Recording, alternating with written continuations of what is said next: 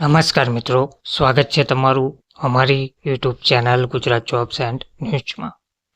મિત્રો, ગુજરાત સરકારે સરકારી કર્મચારીઓ માટે નવી સોશિયલ મીડિયા ગાઈડલાઈન જાહેર કરી દીધી છે. સુરક્ષા જોખમોને લઈને કડક સૂચનાઓ પણ આપવામાં આવી છે. ગુજરાત સરકારે સરકારી કર્મચારીઓ માટે નવી સોશિયલ મીડિયા ગાઈડલાઈન જાહેર કરી છે. ગુજરાતમાં ભારત અને પાકિસ્તાન વચ્ચે વધતી તણાવ પરિસ્થિતિ અને સાયબર હુમલાઓની શક્યતાઓને ધ્યાનમાં રાખીને રાજ્ય સરકારે મહત્વપૂર્ણ પગલું ભર્યું છે. રાજ્યના વિજ્ઞાન અને ટેકનોલોજી વિભાગે તમામ સરકારી કર્મચારીઓ માટે સોશિયલ મીડિયા સંબંધિત માર્ગદર્શિકા જાહેર કરી છે, જેમાં ચોકસાઈ અને જવાબદારીથી સોશિયલ મીડિયા ઉપયોગ કરવા માટે સ્પષ્ટ સૂચનાઓ આપી છે.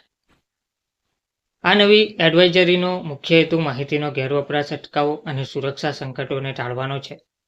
સરકારના જણાવ્યા અનુસાર હાલની તંગ પરિસ્થિતિમાં ગોપનીય માહિતી, ડેટા લિંક અને ખોટા સંદેશાઓ દ્વારા રાજ્યના મહત્વપૂર્ણ તંત્ર પર નુકસાન થવાની શક્યતા વધી ગઈ છે.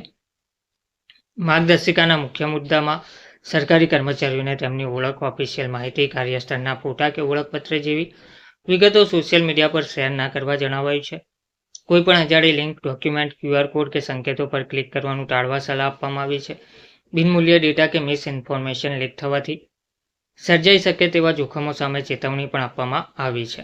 મજબૂત પાસવર્ડ, 2 ફેક્ટર ઓથેન્ટિકેશન 2FA અને વિશ્વસનીય એપ્લિકેશનનો ઉપયોગ ફરજિયાત કરવાનો તાકીદભર્યો નિર્દેશ આપવામાં આવ્યો છે.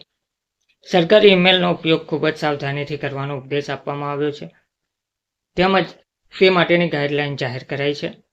વિવિધ ઇન્ટેલિજન્સ ઇનપુટ્સ અને વધતા સાયબર હુમલાના સંકેતોને આધારે ગુજરાત સરકારે આ પગલું ભર્યું છે. હાલ ફિશિંગ, નકલી વેબસાઇટો અને ડિજિટલ ઘૂસણખોરીના કેસોમાં વધારો નોંધાઈ રહ્યો છે. આવી સ્થિતિમાં સરકારી કર્મચારીઓ દ્વારા કોઈપણ બેદરકાર અભિગમ સંપૂર્ણ તંત્ર માટે જોખમરૂપ બની શકે છે. જિલ્લા સ્તરે અમલ માટે સૂચનાઓ આપી દેવાઈ છે. આ ગાઈડલાઈનનો રાજ્યના દરેક જિલ્લામાં કડક અમલ થાય એ માટે દિશા નિર્દેશો મોકલવામાં આવ્યા છે. દરેક વિભાગે આ સૂચનાઓનો અમલ સુનિશ્ચિત કરવા અને કર્મચારીઓને સમયસર સજાગ રાખવા માટે પ્રયત્નશીલ રહેવું પડશે. આ સાથે સરકારે આ સ્પષ્ટ કર્યું છે કે સુરક્ષા સંબંધિત આ પગલાં માત્ર હમણાંની પરિસ્થિતિ માટે જ નહીં, પણ લાંબા ગાળાની ડિજિટલ સલામતી માટે પણ રાખવામાં આવ્યા છે. ધન્યવાદ.